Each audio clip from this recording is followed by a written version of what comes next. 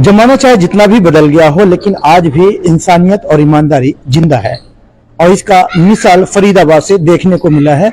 और आज जिस प्रांगण में है वहां से कहीं ना कहीं इसकी मिसाल खासकर जुड़ा हुआ है। जो हमारे सामने देख पा रहे हैं, जो ये शख्स हैं, 2 दिन से चर्चा का विषय बना हुआ है, इनका नाम जुड़ा हुआ है इसलिए कि हर कॉलोनी में रहते हैं। इनके पास अलमारी का काम है और इनके पास जो खासकर एक कबाड़ी के माध्यम से अलमारी आता है, उस अलमारी में इनको तकरीबन 3 किलो चांदी और कुछ सोना मिलता है। उसके बाद से ये परेशान हो जाते हैं कि इतनी कीमती चीज है किसका। इनके पास जो अलमारी आई थी वो रिपेयरिंग के लिए आई थी, लेकिन सबसे बड़ी मुसीबत इनके लिए वो समय बन गया कि इतनी कीमती चीज जो इनके पास लगी है, शायद एक बार के लिए इनका ईमान डगमगा सकता था। ये चाहते तो उसको हेरा फेरी भी कर सकते थे, लेकिन इनकी तलब, इनकी मेहनत उस चीज के लिए हो गई कि ये कीमती सामान आई कहां से है। और फाइनली जब पता किया गया तो ये पता चला कि महारानी वैष्णो देवी मंदिर का ये अमानत है, कीमती चीज है। और वहां तक लौटाने के लिए इन्होंने पुलिस महकमे का सहायता लिया और उसके बाद से जो ये कीमती सामान है लौटाकर पूरे फरीदाबाद के लिए और देश के लिए एक चर्चा का विषय बने हुए हैं। हम क्या नाम है जी आपका? हरिओम जी, मेरा नाम राम अवतार सिंह है। राम अवतार जी, वैसे तो आप नॉर्मल दिन गुजारते थे, लेकिन 2 दिन से आप शहर के लिए चर्चा का विषय बन गया है। ये हमारा कोई वो नहीं था, हमारा तो ये था कि भाई जिसका सामान है सही हाथों में पहुंच जाए, यही हमारे गुरुजी ने सिखाया है। तो हम उसी के लिए जब परेशान थे, वो परेशानी अब दूर हो गई, तो वाकई में ही हमारे लिए बड़ी खुशी का विषय है। जिसका सामान था उसे पहुंच गया। हुआ ये था कि हम अलमारी का काम करते हैं और हमारे से कुछ ऐसे लोग जुड़े होते हैं जो हमें अपना सामान बाजार से मिलता है, हमारे मतलब का हमें दे देते। उसी में एक सोनू कबाड़ी है बाटा पे, तो उसे कहीं से 2 अलमारी कबाड़े में खरीदी। उसने हमारे को खबर करी, भाई अलमारी आई है, आप ले लो, आपको काम आ जाएंगी।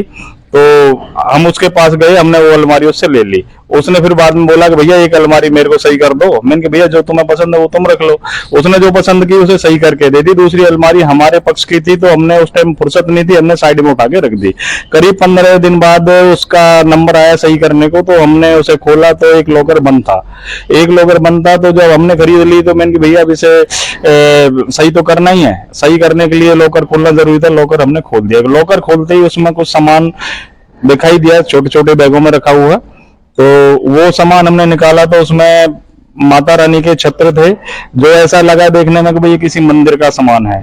तो उसे देखते ही हमें बड़ा वो हुआ, मैंने कहा किसी मंदिर का सामान कैसे आ गया।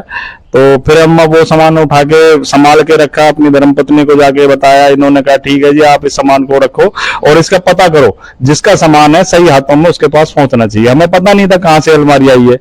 फिर हमने थोड़ा समझदारी से कबाड़ी से बात करी। मैंने कहा भैया रे, हमारा ये अलमारी का नुकसान होने से बच जाएगा, लोग बंद पड़े, आप चाबी दिला दो उसकी। जब कह रहा भैया चाबी तो मिलेगी नहीं, बाकी आपको कोशिश करनी है आप कर लो। वैष्णो देवी मंदिर से मैंने ये खरीदी है। तो वैष्णो देवी मंदिर में हम गए, अगर भाई कोई सही आदमी के हाथ सामान लग जाए, लेकिन वहां लेबर काम कर रही थी, हमें नहीं लगा किसी से बात करी जाए, तो हम वापसी लौट आए। फिर हमारे 1 नंबर प्रधान, मार्केट के प्रधान है श्याम बांगा, जो संत श्री आसाराम जी बापू के शिष्य हैं। हम भी बापू जी के ही शिष्य हैं, साधक हैं, वो भी गुरु भाई हैं। तो हमारी उनसे काफी समय से मित्रता है। तो हमने सोचा कि भाई ये जिम्मेवार और समझदार आदमी है, ये हमारी समस्या को सोल्व कर देंगे। हमने उनके सामने बात रखी। उन्होंने कहा बहुत अच्छा राम अवतार जी, आपने बहुत अच्छा सोचा है और मैं आपकी मदद करूंगा। उन्होंने एसएचओ साहब के पास फोन किया, जी ऐसे ऐसे हमारे आदमी हैं, उनको सामान मिला, वैष्णो देवी मंदिर का है। वो कहीं बिजी थे, उन्होंने कहा ठीक है 5 बजे आप आ जाओ। हम 5 बजे वो सामान लेके गए। तो मार्केट कमेटी के प्रधान जी ने अपनी कमेटी के और लोगों को भी साथ में ले लिया। सब खुश होके साथ चले गए, भाई अच्छा काम है, हम भी साथ चलेंगे। तो उधर से मार्केट कमेटी ने उस एसएचओ साहब ने फोन करके जगदीश भाटिया जी जो मंदिर के प्रधान है उन्हें बुलाया और स्टाफ उनका आया। तो सबको वो सामान हमने सुपुर्द कर दिया। इस चीज की हमें बड़ी खुशी रही। यही हमारे गुरुजी ने सिखाया है कि किसी का अपने हाथों नुकसान ना हो और किसी का सामान अगर गलती से आ गया है या आपको पाया है तो वो उसे लौट जाए, इससे बड़ा और कोई काम नहीं है। तो राम अवतार जी, जिस तरीके से देखे कि ये बड़ा कीमती चीज था और एक तरीके से गुमनाम था, किसी को पता नहीं था कि ये क्या है, किसका है, तो ऐसा नहीं मन हुआ कि लाओ कुछ चीजें अपने पास रखने कभी काम आएगा? नहीं साहब, ऐसा नहीं हुआ। ये हमारे जो ना गुरुजी ने, जो हम बराबर उनका सत्संग सुनते रहते हैं सत्संग में, और ऐसी बातें किताबें पढ़ते हैं, तो उनसे जब आदमी किसी चीज को बार बार करता है तो उसमें से कुछ ना कुछ जरूर पाता है। तो हमने उनके सत्संग से ऐसी चीजें पाई हैं कि भाई किसी का अपने शरीर से नुकसान ना हो, अपने आप कर कसर करके अपनी जिंदगी जियो। फटे कपड़े में भी चलेगा, ना हो तो भी चलेगा, टूटे चप्पल चलेंगे, लेकिन किसी दूसरे के चीज से अपने सुख के यार उसके लिए कोई ऐसा काम मत करो। तो हमारे पास है नहीं, हमारे एक 5 साल का छोटा पोता है, वो भी सामान देखते ही बोला कि बाबा ये सामान जहां से आया है ना, इसे पता लगा के वहां छोड़ के आओ, हमें घर में नहीं रखना। अच्छा। अगर वहां होते तो कारीगर बताते और बताते कि कितने लोगों का जो है ना अभी 3-4 महीने में 2-3 अंगूठी निकल गई एक एक करके अलमारियों में, वो भी उन्हें लुटाई। हमारी धर्मपत्नी साथ गई, देख आए उनका एक के 30,000 रुपए निकल गए। माल मिलते रहते हैं। साहब अच्छा, ये अगर बात करें चर्चा का विषय जो बना हुआ है, तो आप ये बताइए क्या चीज रहा उस टाइम पे जब आपने खोल के देखा, क्या क्या चीज इसमें मिला? ये माता रानी के जो छत्र होते हैं, भक्त लोग उन्हें चढ़ाते हैं। मंदिर की संस्था जो है वो भी बनाती होगी, माता रानी के श्रृंगार में चढ़ते हैं वो। माता रानी के छत्र थे छोटे बड़े इस तरह के, जो 3 किलो चांदी में हैं। कितने रहे होंगे तकरीबन? वो उसमें 3-4 तो बड़े थे, बाकी छोटे छोटे थे। भक्त लोग अपनी श्रद्धा के अनुसार जैसा छोटा बड़ा चढ़ाते हैं वो सब थे। तो रेनोवेशन का काम चल रहा है, वो सारे। गोल्ड कितना, क्या चीज? गोल्ड एक छोटा सिक्का था सोने का, और उसमें 2-3 लौंग थी, एक बाली थी। ये 3-4 छोटे छोटे सामान थे, सोने के थे। अच्छा। हाँ।